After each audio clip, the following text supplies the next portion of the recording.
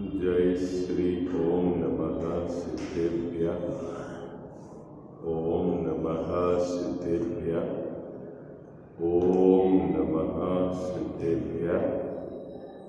ओंकार बिंदु संयुक्तम नित्यं ध्यायन्ति योगिनः कामदं मोक्षदं चैव ओंकाराय नमो नमः।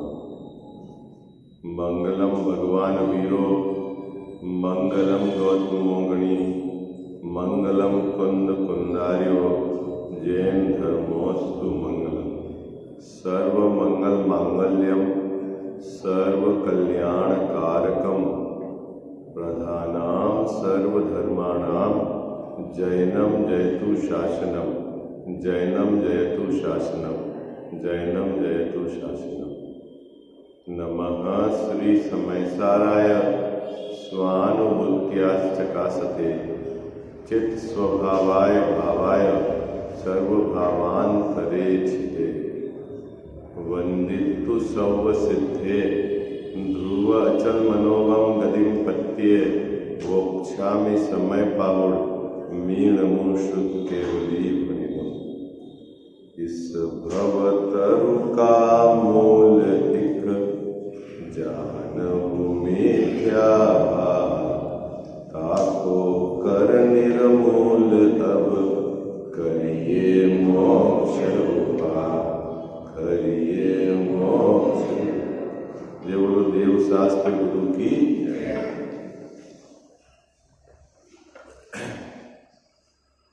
कौन सा प्रकरण अपना नियमित विचार चल रहा है? अपना कौन सा प्रकरण की चर्चा चल रही है? अपनी 7वां अधिकार है व्यवहाराभासी मिथ्या दृष्टि।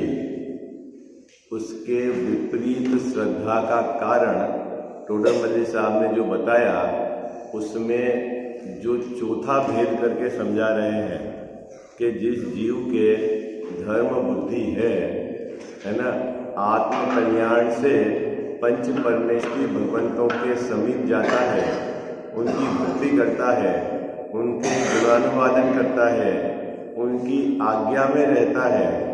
ऐसा करने के उपरांत भी उसके मिथ्यात्व का अंश किस प्रकार रह जाता है और उसकी परिणति में धर्म प्रकट क्यों नहीं हो पाता, उसकी यहाँ चर्चा है।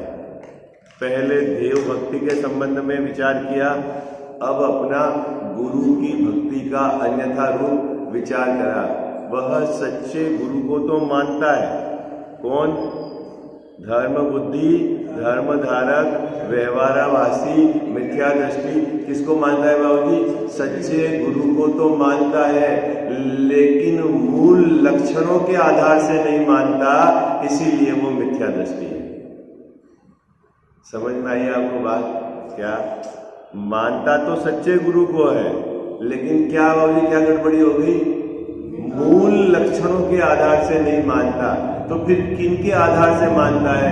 कि वो बाह्य लक्षणों के आधार से मानता है, और उन बाह्य लक्षणों के आधार से मानता है जिन लक्षणों की अति व्याप्ति है। शब्द क्या डाला टोडरमल्ली साहब ने? उन लक्षणों की क्या है गजावत साहब? अति व्याप्ति है। मिल गया शब्द लिखा हुआ आपको, है ना? अति व्याप्ति किसको बोलते हैं? जो लक्षण अन्य में भी पाया जाए वह अति व्याप्ति कहलाता है। क्या अति व्याप्ति किसको कहते हैं? जो लक्ष्य और अलक्ष्य दोनों में पाया जाए उसको कहते हैं अति व्याप्ति। किसको बोलते हैं अति व्याप्ति? जो लक्ष्य और अलक्ष्य दोनों में पाया जाए। क्या कहा सा परिभाषा अति व्याप्ति की? अति मतलब लक्ष्य से अलावा अधिक व्याप्ति है ना, वो लक्षण मिल जाता है। देखो मैं आपको उदाहरण समझाता हूं तो आपको समझ में आएगा कि 4 पांव गाय के होते हैं कि नहीं होते हैं? बोलो भाई, 4 पांव गाय के होते हैं कि नहीं होते हैं? होते हैं, लेकिन गाय का लक्षण 4 पांव नहीं हो सकता है। क्या कहा? 2 सिंग गाय के होते हैं कि नहीं होते हैं? बोलो भाई, 2 सिंग गाय के होते हैं कि नहीं होते हैं? लेकिन 2 सिंग गाय का लक्षण नहीं है। अब प्रश्न क्यों नहीं है, यदि आप 2 सिंग के आधार से ये निर्णय करोगे कि ये गाय है, तो भैंस के भी 2 सिंग है, उसको फिर क्या करोगे आप? बात पकड़ में आई आपको?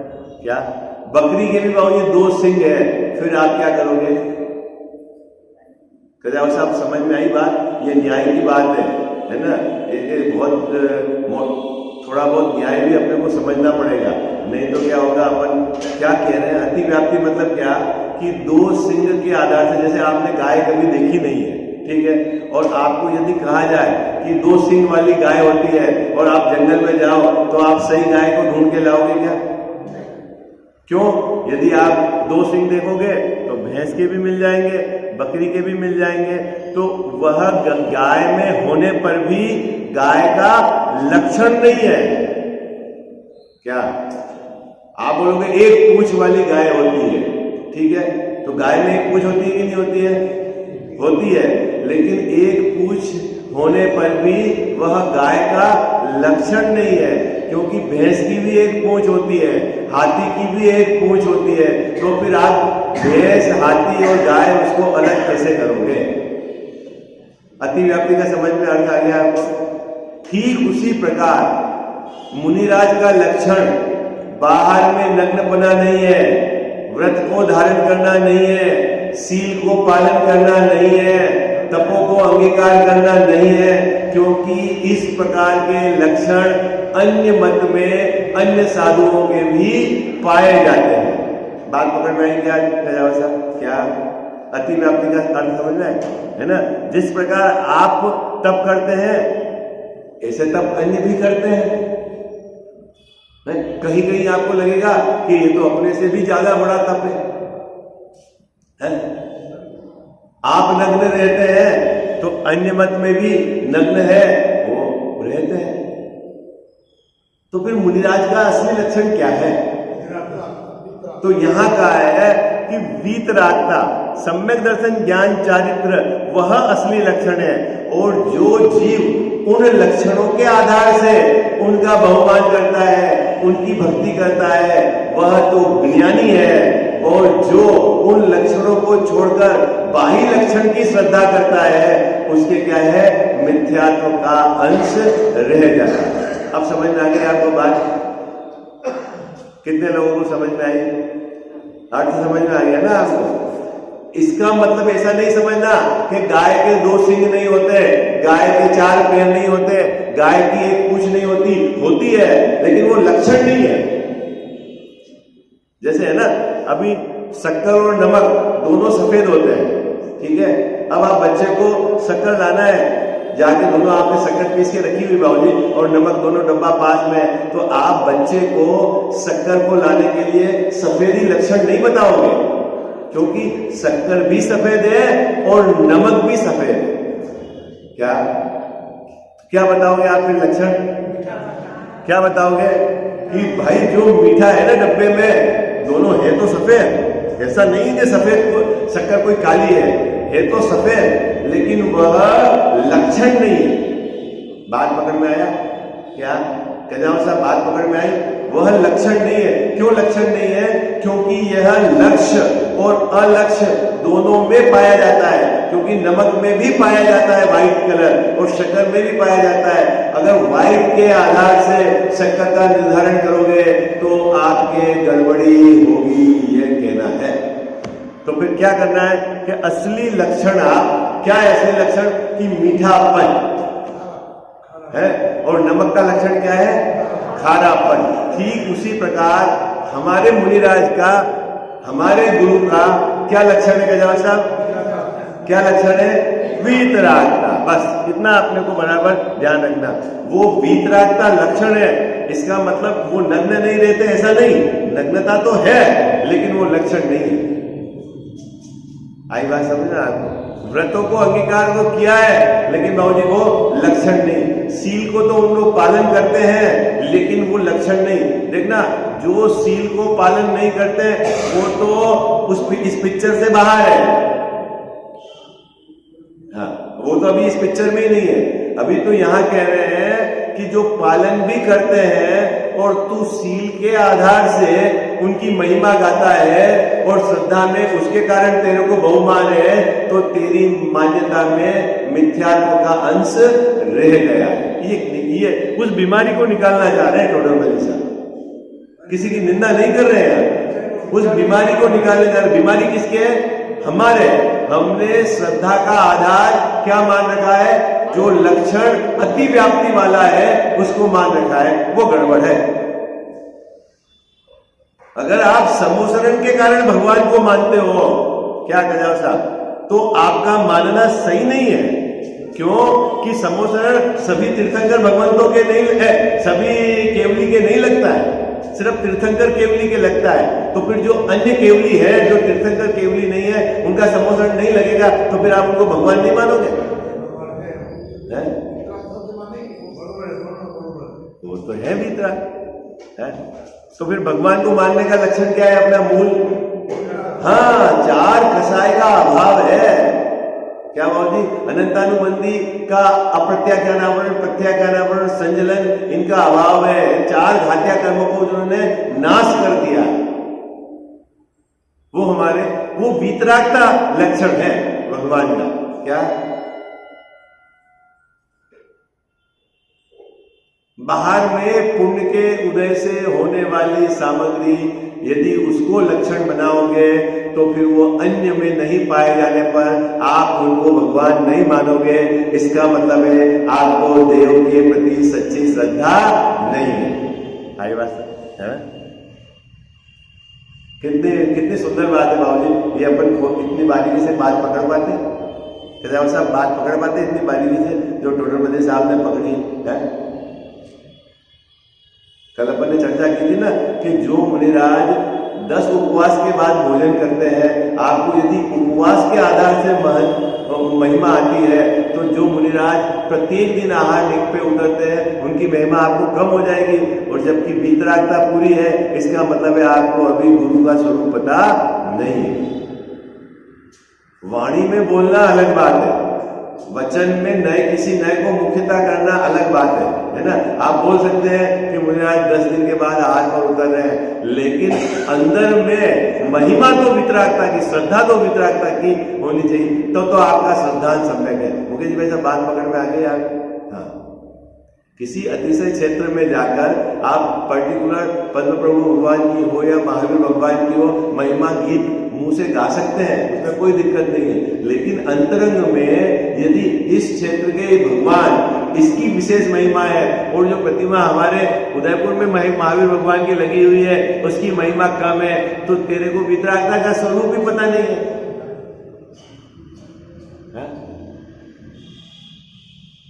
नहीं बाबा जी, अब तो अपन ने वेदी पे सोना चढ़ा दिया ना बाबा जी, ठीक है, तो सोने के कारण भगवान की कीमत है। बोलो भाई, है क्या बाबू जी? सोने के कारण भगवान की कीमत है कि स्फटिक के भगवान है इसलिए भगवान की कीमत है? बोलो, है किसके कारण कीमत है? बोलो जल्दी।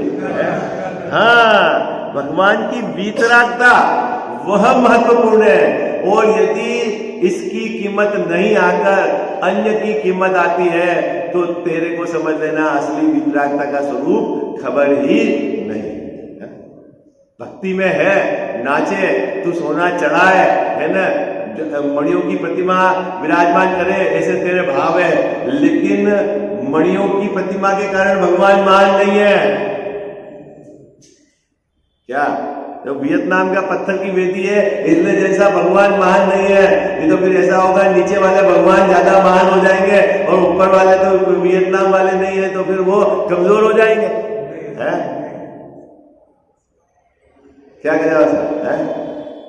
किससे भगवान महान है? ये विजन अपना क्लियर होना चाहिए, ये दृष्टिकोण अपना क्लियर होना चाहिए, है ना।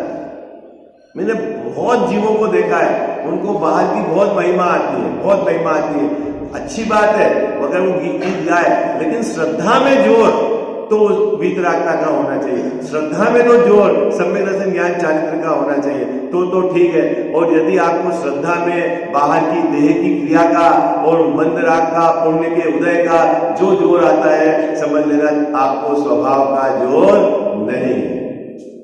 है? कितने लोगों को समझ में आ गई? बाबूजी कितनी सरल बात है। अतिव्याप्ति का अर्थ समझ में आ गया ना आपको? क्या अतिव्याप्ति मतलब किसको बोलते हैं? अतिव्याप्ति कौन बोलेगा आप में से? हाँ, बहुत सुंदर। जो लक्ष्य और अलक्ष्य दोनों में पाए जाए, तप है ना, तप बाबूजी सच्चे मुनि में भी पाए जाएंगे और जो मुनि नहीं है उसमें भी पाए जाएंगे। इसलिए तप के आधार से मुनि का निर्धारण नहीं होगा, लक्ष्य और अलक्ष्य दोनों में पाया जाता है। तो फिर सच्चे और असली और नकली की पहचान कहां से होगी? वीतरागता से। बात पकड़ में आ गई थी है? अब ये नहीं पढ़ो, अभ्यास नहीं करो, गहराई से नहीं समझो, आचार्य भगवंतों की अपेक्षा नहीं समझो, तो आपको लगेगा ये क्या है, ये क्या है, ये क्या है। लेकिन भैया अनादि से हमने यथार्थ स्वरूप नहीं समझा, वस्तु का यथार्थ स्वरूप नहीं समझा, सिर्फ परिभ्रमण ही तो कराया बाबूजी। क्या कराया है? और आपको ऐसा लगता है कि पूर्व भाव में मैंने पूजा नहीं की होगी, पूर्व भाव में मैंने व्रतों को पालन नहीं किया होगा, पूर्व भाव में मैंने मंदिर नहीं बनाए होंगे, पूर्व भाव में मैंने प्रतिमा विराजमान नहीं की होगी, है ना, पूर्व भाव में मैंने जुलूस में नहीं एकत्रित हुआ होगा, ऐसा आपको लगता है। ऐसा अनंत बार पूर्व भाव में आपने किया है। इससे उत्कृष्ट मंद कसाय का भाव आपके जीवन में हुआ है। आई बात समझ में? क्या 90 ट्रेविक तक जीव जाके आया है बिना समय दर्शन के। ऐसे उत्कृष्ट भाव भी आपके जीवन में हुए हैं कि आपके शरीर के टुकड़े टुकड़े कर दिए और आपको क्रोध नहीं आया। ऐसी स्थिति भी हुई है। लेकिन मुकेश जी भाई साहब, है ना, उस स्वभाव की महिमा नहीं आई, स्वभाव की रुचि नहीं आई, स्वभाव के से जुड़ा नहीं, इसलिए ये जीव संसार परिभ्रमण मिटा नहीं। इस जीव का क्या बात हो रही है? अपने को थोड़ा सा मंद कसाय का परिणाम हो जाता है ना तीव्र कसाय से, तो अपने को लगता है ये धर्म है। ऐसा लगता है बाबू जी? है अभी घर में हल्ला हो रहा था, मंदिर में आ गए तो अपने को लगता है धर्म कर लिया, है ना। यहाँ कसाय की मंदता है लेकिन धर्म नहीं है। धर्म कोई अलौकिक चीज है। हाँ, मतलब धर्म आपको समझना पड़ेगा। अकसाय परिणाम का नाम बाबूजी धर्म है। कसाय की मंदता का नाम धर्म नहीं, कसाय की तीव्रता का तो सवाल ही नहीं उठता। ठीक है, अभी देखो आगे क्या करते हैं। इनके द्वारा सच्ची परीक्षा नहीं होती। मिल गई पंक्ति? किनके द्वारा सच्ची परीक्षा नहीं होती? किसकी बात चल रही है जैन साहब? गुरु की सच्ची परीक्षा किनके द्वारा नहीं होती? सील के द्वारा नहीं होती, तप के द्वारा नहीं होती, नग्नता के द्वारा नहीं होती, व्रत के द्वारा नहीं होती, उनके क्रोध नहीं आता उसके द्वारा नहीं होती, तो फिर किसके द्वारा होती? क्या? अरे मिली कि नहीं मिली पंक्ति? ये क्या कह रहे हैं टोटल साहब? किनके द्वारा? देखो यहाँ लिखा है ना, दया पालते हैं इसलिए ये मुनि है, सील पालन करते हैं इसलिए मुनि है, धन नहीं रखते हैं इसीलिए वो मुनि है, उपवास और तप करते हैं इसलिए मुनि है, क्षुधाधिक परिसर को सहते हैं इसलिए मुनि है, क्रोध नहीं करते इसलिए मुनि है, उपदेश देकर लोगों को धर्म में लगाते हैं इसलिए मुनि है। इनके द्वारा सच्ची परीक्षा नहीं होती, ये कह रहे हैं।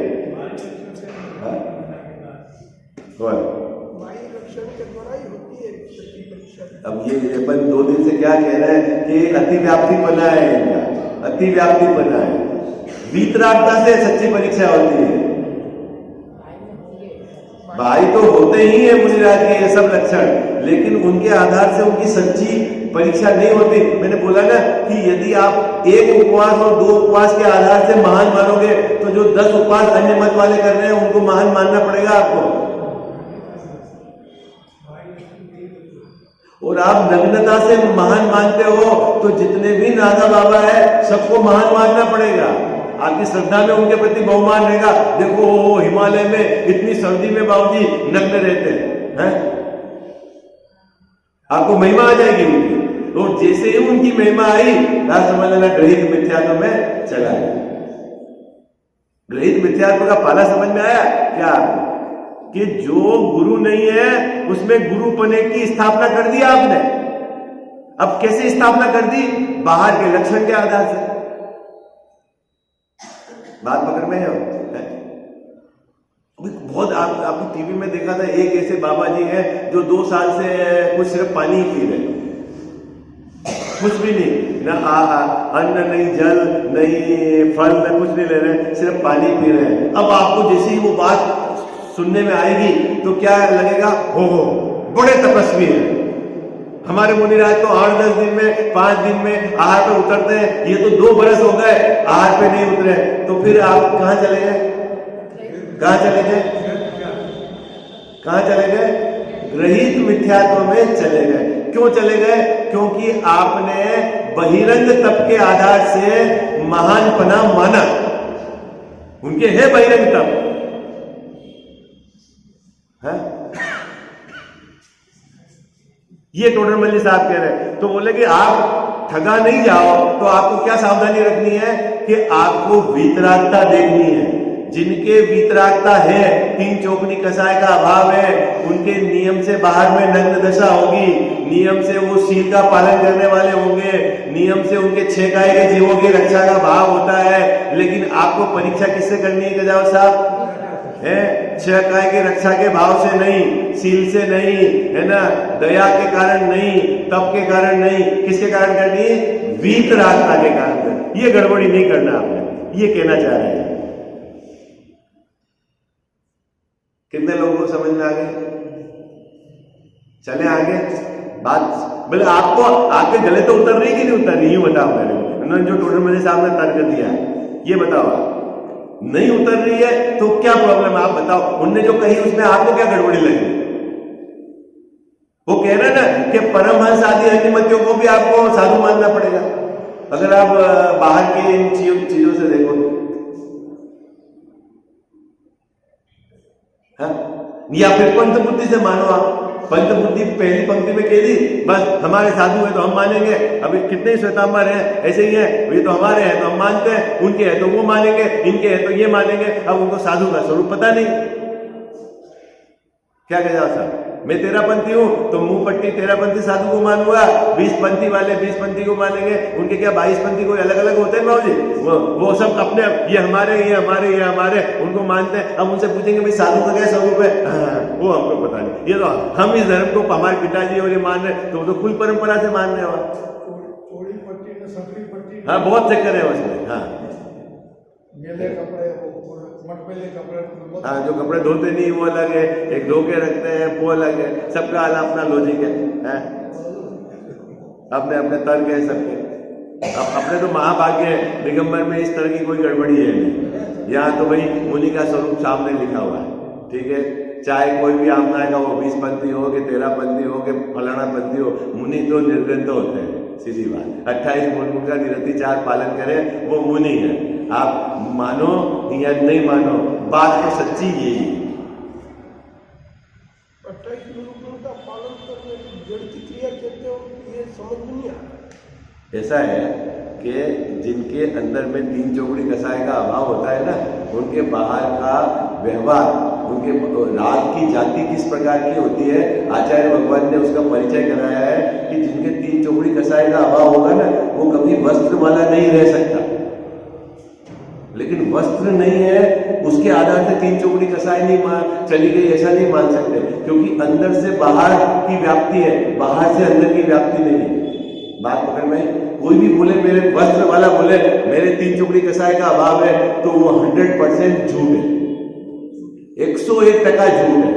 लेकिन कोई जो बाहर से नग्न है वो बोले कि मेरे अंदर से 3 चौकड़ी कसाय का अभाव है, वो भी 100% सही नहीं है। आई बात समझ में? कारण क्या है कि नग्न तो कितने हैं? पशु भी रहते हैं। अरे पशु में अपने मनुष्य की बात करते हैं।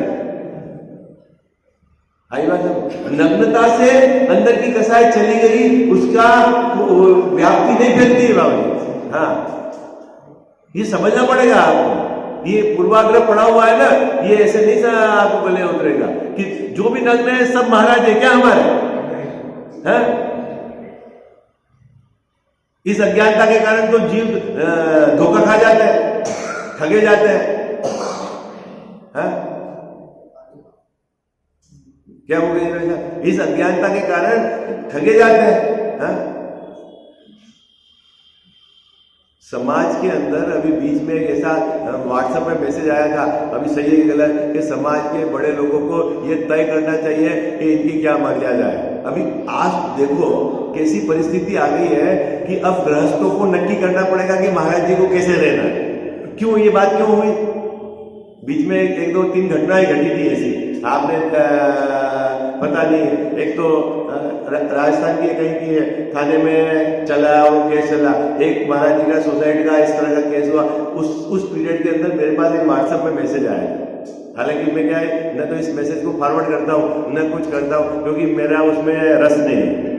लेकिन उसमें मूल बात ये लिखी हुई थी कि अभी सभी समाज दिगंबर संप्रदाय वाले को मिलकर ये सोचना चाहिए कि कौन महाराज एकल रहेंगे नहीं रहेंगे, इनके साथ क्या रहेगा। तो आप अब गृहस्थ महाराज को गाइड करोगे? हाँ? वो बोले ये हो गया, ये ऐसा हो गया, सब ये हो जाते हैं, संग में नहीं रहते, लंबी चौड़ी उसमें उन्होंने बातें लिखी हुई थी। ठीक, तो मेरा कहने का मतलब है कि आप आचार्य की बात नहीं मान रहे तो कोई ना कोई गड़बड़ है, और आप भी नहीं मान रहे तो आपको भी गड़बड़ है। आप नहीं मान रहे तो आप में भी गड़बड़ है। भाई मुनिराज का स्वरूप आप जानते हैं, उनसे किस प्रकार की दूरी, किस प्रकार की चर्चा, किस प्रकार का व्यवहार, किस प्रकार की व्यावृत्ति, आपको कुछ पता नहीं है। सिर्फ आपको ये कि साहब हम तो बस हमारे पंथ के हैं। तो आप में और श्वेतांबर संप्रदाय में क्या अंतर हो गया?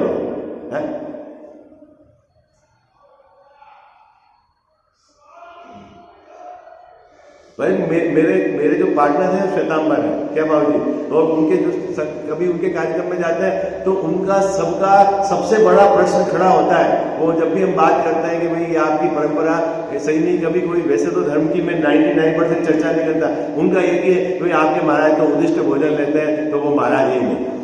उनका सीधा तर्क है, पहले ही बोलते हैं। तो हमारे महाराज तो हमारे निमित्त का नहीं बनाते। हालांकि उनमें भी कुरीतियां हैं, पहले ही बता देते हैं मैं आऊंगा ये बना के रखना, लेकिन वो ये बोलते नहीं, वो तो घर में जाते हैं बिल्कुल जो बना हुआ है, और आपके लिए तो उनके लिए महाराज के लिए आप चौका लगाते हो, बनाते हो। अब मैंने उनको कहा भाई हमारे ग्रंथ में ये परंपरा नहीं है, पूरी दुनिया में ये चल रहा है आगे, और आप कह रहे हो कि ग्रंथ में परंपरा नहीं है, आप झूठ बोल रहे हो। बोले ठीक है साहब, और क्या करते?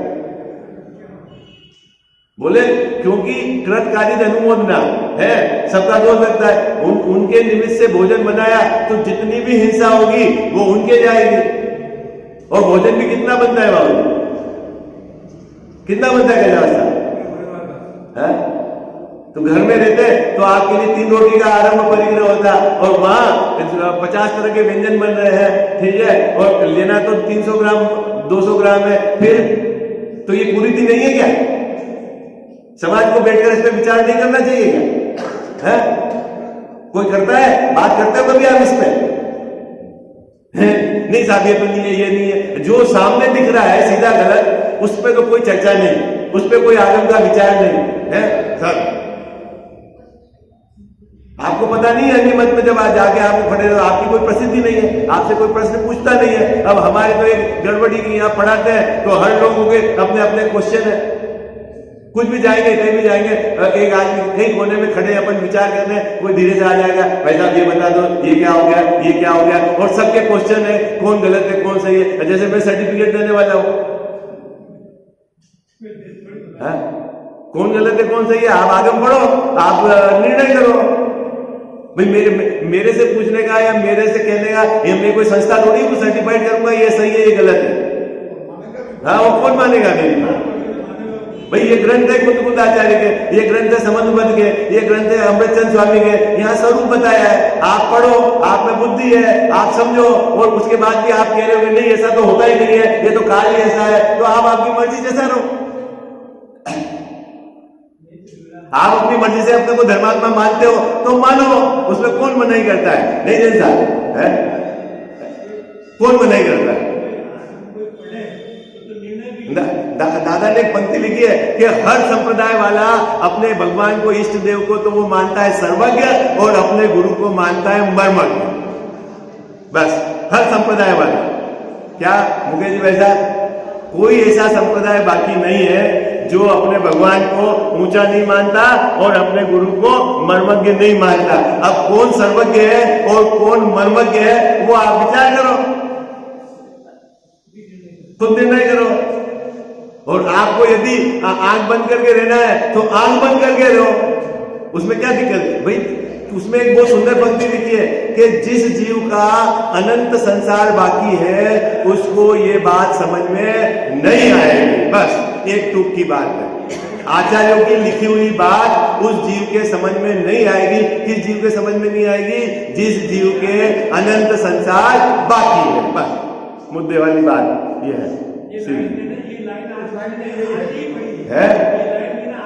आज ही पढ़िए ना। हाँ भाई क्या अब आप समझ लो कि सीधी आचार्यों की बात भी हमारे को नहीं समझ में आ रही, इसका मतलब है अभी हमारा बहुत लंबा डेस्टिनेशन है, अभी संसार में पड़े हुए बन गए। आई बात समझ? आप मानो तो ठीक, नहीं मानो तो ठीक है। कभी आप तर्क ज्यादा करके सामने वाले को, बात तो ये आपको माननी पड़ेगी जो दिगंबर परंपरा है वही सच्ची है, जो सिद्धांत केवली भगवान ने बताए उसी को आपको स्वीकार करके उसी के आधार से जीव सुखी हो सकता है। बाकी जगत में कोई दूसरा तरीका नहीं है।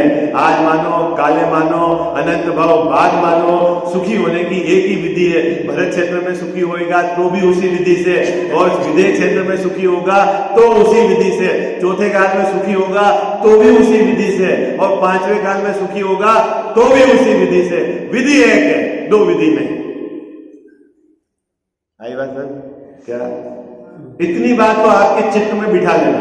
फिर उसके बाद चित्त की यदि कोमलता होगी, पूर्वाग्रह नहीं होगा तो आप पढ़ना तो आपको समझ में आएगी। बात नहीं है तो ठीक है? और समझाने से कौन समझता है? समझाने से समझ नहीं पाता, जब समझ आएगी तो अपने आप आएगी। अब अपने पत्नी बच्चों को नहीं समझा सकते तो जगत को क्या समझाए? ये भी मुकेश वैसा एक समस्या बहुत है हमारे पास। ये भी बहुत बार आते हैं बुजुर्ग, या उन बच्चों को समझा, उनको समझाओ, उनको समझाओ। अरे जब आपसे नहीं समझे हमसे क्या समझेंगे? जिसको समझ में आएगी आ जाएगा मंदिर अपने आप। जिसका काल लब्धि पकेगी तो वो ऑटोमेटिक आ जाएगा, वो स्वाध्याय करने लगेगा, चित्त की सरलता से वस्तु स्वरूप को समझने लगेगा, स्वीकार करने लगेगा। और जिसको समझ में नहीं आएगी यहाँ बैठेगा तो भी बोलेगा ये तो अपनी मर्जी से चलाते हैं, ये तो अपना करते हैं, चलने दो, गाड़ी जिसकी चल रही चलने दो, क्या करना है भाई? क्या कर रहे हो? देखो क्या कह रहे हैं यहाँ पे, जिन गुणों का विचार करते हैं उनमें से कितने ही जीवाश्रित है। जो बात देव के स्वरूप में कही थी वही बात यहाँ टोडरमल साहब गुरु के स्वरूप में ही कह रहे हैं कि कोई जीव के आश्रित भी गुण है, कुछ पुद्गल के आश्रित गुण है, और कुछ गुण असमान जाति मनुष्य पर्याय है। उन दोनों को मिलाकर ये एकत्व करता है, अलग अलग नहीं करता। जैसे देव के स्वरूप में गड़बड़ी बताई थी ना, क्या दिव्यध्वनि किसके कारण खिरी ये बताओ? महावीर भगवान की दिव्यध्वनि है 66 दिन तक तो नहीं खिरी, क्या बाबू जी? फिर 14 में इंद्र को विचार आया, फिर एक बामण का रूप बनाया, फिर वो पहुंच गए कहां पर? है इंद्रभूति, क्या नाम था उसका? है इंद्रभूति था ना, उसके पास पहुंच गए। फिर वो आया, फिर गणधर आया, और फिर गणधर ने दिव्यध्वनि खिला दी। अब गणधर ने खिलाई कि सोधर्म इंद्र ने खिलाई कि महावीर भगवान ने खिलाई? किसने खिलाई? कैलाश साहब ये बतावा, किसने खिलाई? बोलता सोधर में इंद्र ट्रिक नहीं लगाता तो मुकेश जी भाई साहब क्या होता? तो सोधर में इंद्र को ट्रिक लगा देती तो 66 दिन का इंतजार क्यों करा? ट्रिक लगा देता पहले ही वो है। 66 दिन का क्यों इंतजार करा सोधर में इंद्र ने? अरे साहब आपको पता नहीं है, गणधर होए बिना गणधर कैसे दिव्यध्वनि खिल सकती है? तो गणधर को तो लाना था। आपको पता है भगवान के जो गणधर होते हैं ना वो समोसरण में ही दीक्षित होते हैं, मालूम जनता? क्या जो भगवान के जो गणधर होते हैं ना, जो समोसरण में पहले जो मुनिराज बैठे हैं उनमें से गणधर नहीं होते। हाँ वो दीक्षित होंगे। अब आप देखो जैन साहब 20 साल से जयनाथ परम गुरु कर रहा है जो है वो तो गणधर नहीं, और जो बिल्कुल बाहर हमें मिथ्या दृष्टि था और आपने 1 मिनट में उसको सर्वोच्च ऊंची पोस्ट पे खड़ा कर दिया तो विरोध नहीं होगा? है आपने तो इसमें भी गड़बड़ कर दी बाबू जी। है इनको तो 7 साल में आप प्रमोशन देते हो, हमको 30 साल में प्रमोशन देते हो, ये कोई चलता है क्या? और वहां तो अभी एक मैंने आपको एक बार बताया नहीं, एक भाई मेरे को बोले बाबू जी सही कि आप जाने दो पक्षपात, ये तो भगवान के समोसन में भी होता है। बुद्ध युगा बोले क्यों कि वहां अगर चक्रवर्ती आ जाते हैं भगवान उनके लिए भी दिव्य नदी गिरा देते हैं। आप तो ये तो चलता रहेगा पॉलिटिक्स में, परिवारवाद, और ये तो जिसके पास पावर होगी तो वो करेगा। मैंने कहा अच्छी बात है, बोलो अब वो यही प्रथमान योग के ग्रंथ को पढ़कर बाबू जी क्या निकाल रहा है बताओ, क्या सार निकाला उसने, क्या भाव निकाला? वितराग तो एक तरफ रह गई। अभी एक भाई अपने मुमुक्षी भाई बाबू जी जो भरत का अंतर्द्वंद का नाटक प्ले करा था ना यहाँ अपने प्रतिष्ठा में, यहाँ देवीनगर की प्रतिष्ठा में, हाँ भरत का अंतर्द्वंद, तो दादा ने अपनी अपेक्षा से वो अपनी बात रखी, ठीक है, तो वो मेरे को आगे बोले ये तो इतिहास बदल रहा है। तो मैंने कहा आपको किसने कहा इतिहास बदलो? आप तो उनने उनका विजन रखा है सामने, आपको जचे तो मानो, नहीं जचे तो मत मानो। इतिहास बदलने की बात क्या, ये तो दादा का भरत है ऐसा मान लो, खुद कह रहे हैं ये तो मेरा भरत है, अब मानना हो तो मानो, नहीं नहीं ये तो सब इतिहास बदल रहे हैं ये तो। अरे मैंने कहा क्या चक्कर में पड़े हो, बहुत ही मुमुक्षी है, ठीक है। अब कोई चीज समझना ही नहीं चाहता। अब नेमिनाथ भगवान के साथ जब उन्होंने वर्णन किया कि जानवरों को इकट्ठा किया था कि वो तो भोजन के लिए उनको घेर के रखा था, अब आपको लगता है जो जीव उसी भाव से मोक्ष जाने वाला, तीर्थंकर होने वाला जीव उसकी शादी के अंदर जानवरों को काटने के लिए लाएंगे? लगता है आपको? लेकिन किसी ने वर्णन किया, अब दादा ने जब उसका लॉजिक निकाल के समझाया तो तर्क से समझाया कि नहीं हो सकता। लेकिन अब आपको जैन साहब नहीं मानना, मैं अभी बताऊंगा 8वें अधिकार जब चलेगा ना कि प्रथमान योग में कथन करने की पद्धति ऐसी है, आपको समझना पड़ेगा शांति से कि क्या बात है। उन्होंने इस बात को ये लिखा कि भाई वो लादना जा रहा था राजा का, तो वो तो पशुओं के लिए वो रास्ता रोक दिया, इसलिए वो कबूल कर रहे थे, मारने के लिए नहीं। हाँ, अब उन्होंने वो तर्क प्रस्तुत करा, अब वो बोलेगा कि आपने तो इतिहास चेंज कर दिया। और इतिहास कौन लिखता है, कौन चेंज करता है, कोई खबर नहीं है। फिर मैंने कहा भाई शांति से नाटक देखो आप। तो मुकेश भाई साहब हमारे साथ बड़ी समस्या है। क्या समस्या है कि कहीं भी एकांत में कोई भी आयोजन में बैठे तो धीरे से कोई आएगा और वो अपनी पता नहीं क्या, वो मूल तत्व की बात तो करेगा ही नहीं, और नहीं किधर की बात करेगा, उन महाराज ने ऐसा कर दिया, इनने ऐसा कर दिया, उनने ऐसा कर दिया। अरे भाई तू तत्व की बात करना, तेरे पास समय इतना ज्यादा है कि तू इधर उधर की बातें करता है, लेकिन इस जीव को रसी वही का पड़ा हुआ है। तो अपने तो गड़बड़ी नहीं करोगे ना, यहाँ 50,000 लोग बैठे हो, क्या अपने को अपना लोटा छानना है बाबू? क्या करना है, क्या करना है गजा साहब? अपने को अपना लोटा छानना है। अनादि से मेरी मिथ्या मान्यता के कारण संसार परिभ्रमण चल रहा था, मैं वस्तु का यथार्थ स्वरूप नहीं जानता था। महाभाग्य से मुझे निर्वाणी मिली है, बुद्धि मिली है, शरीर आयु मिली है, अनुकूलता मिली। अब मुझे कोई पूर्वाग्रह नहीं रखना, जो सही बात है उसको मैं विचार करके स्वीकार करूंगा, और जो मेरी बुद्धि में समझ में आ रही है वो पकड़ना, नहीं तो विशेष ज्ञानियों से समझना, फिर अंतर में विचार करना, कोई आग्रह नहीं है। लेकिन आप ये तय कर लोगे कि मुझे सत्य की खोज करनी है, तो आप नियम से खोज कर पाओगे, मध्यस्थ भाव से। और आपने कोई पूर्वाग्रह रखा, नहीं ऐसा ही होना चाहिए, ऐसा ही करना चाहिए, तो समझ लेना अभी मिथ्यात्व ने आपको जकड़ रखा है। बात पकड़ में आ रही है? आप क्या कर रखा है? जकड़ रखा है। अनंत भगवान को जब केवल ज्ञान हो जाता है तो 5000 धनुष ऊपर चले जाते हैं, है ना, शरीर परम मोदारी हो जाता है। तो केवल ज्ञान के कारण परम मोदारी हुआ शरीर, किसके कारण हुआ भाई? कैसे हुआ बाबू जी? केवल ज्ञान के कारण दिव्य ध्वनि खिली क्या? अरे हाँ जी अन्ना जी, केवल ज्ञान के कारण देखो दिव्य ध्वनि किसका, वो पुद्गल वर्गना है, और केवल ज्ञान जीव का जीव की दशा है, ठीक है ना। तो जीव की दशा को पुद्गल वर्गणा का मिला देते हैं, ये मिथ्यात्व है। ये इस अंतर्गत में ये बात दी है, ये कि यहां ही कह रहे हैं कि जीव के आश्रित क्या गुण है मुनि भगवंतों के। जैन साहब, जीव के आश्रित क्या गुण है? जीव के आश्रित क्या गुण है? हाँ, 3 चौकड़ी कसाय का अभाव है, वो जीव के आश्रित है। और नग्नता किसकी है? देह की नग्नता है। अंतर है, वो तो देह है और अंदर से 3 चौकड़ी कसाय का अभाव।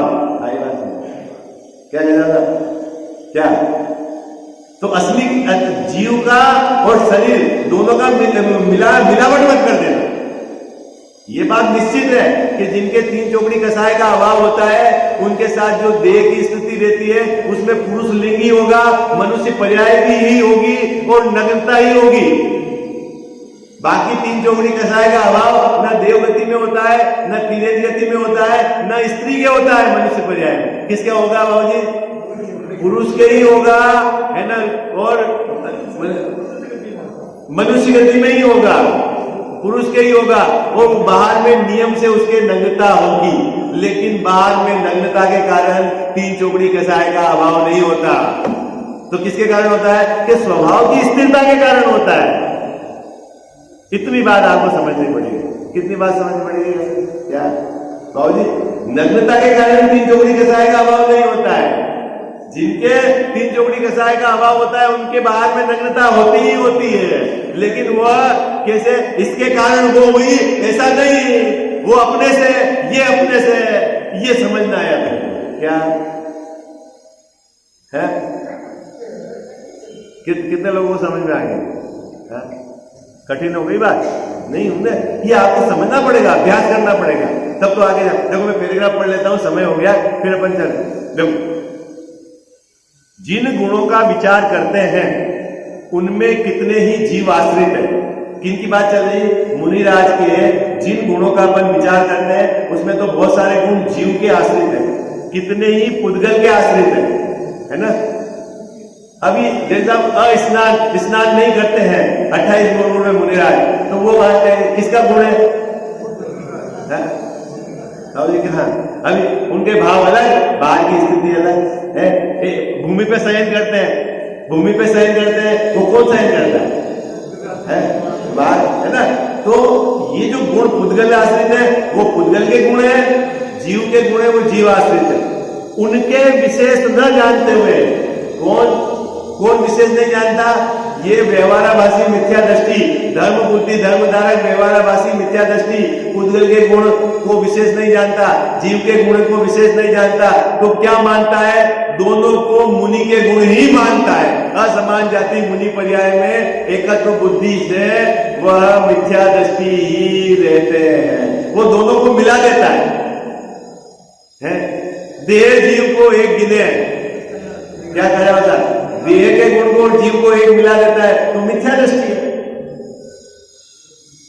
ये श्रद्धा की बात चल रही है। आप भक्ति के बस व्यवहार नहीं कि मुख्यतः से ज्ञान में उनके गीत गाए, कोई दिक्कत नहीं, लेकिन श्रद्धा में बराबर आपको समझना पड़ेगा कि ये जीव के गुण है और ये शरीर के बस। देखो अब क्या सच्चा लक्षण बता रहे मुनिराज का। तथा सम्यक दर्शन ज्ञान चारित्र, सम्यक दर्शन सम्यक ज्ञान और सम्यक चारित्र की एकता रूप मोक्ष मार्ग वही मुनियों का सच्चा लक्षण है, उसे नहीं पहचानते। लो बाबूजी, जो मूल लक्षण है उसको तो नहीं पहचानते और बाह्य लक्षण से उनके प्रति भक्ति का भाव होता है, तो वो मिथ्या दृष्टि है।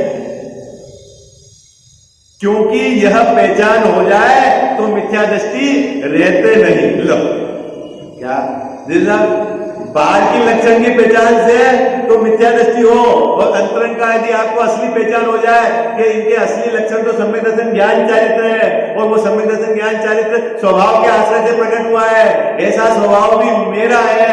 जैसे ही उसको स्वभाव का भान हुआ, स्वभाव की रुचि हुई, तो पर्याय में मिथ्यात्व का जो मल मिट जाता है, ये कहना है। इस प्रकार यदि मुनियों का सच्चा स्वरूप ही नहीं जानोगे तो सच्ची भक्ति कैसे होगी? क्या प्रश्न खड़ा किया बाबूजी आप? आप वितरागता सम्यक दर्शन ज्ञान चारित्र नहीं जानोगे तो आपको भक्ति के अंदर बार बार भाव आएगा, अरे वो तो नग्न है, वो तो व्रत करते हैं, बार बार भक्ति रहेगी, सच्ची भक्ति नहीं होगी, क्योंकि आपको तो वितरागता प्रकट करनी है।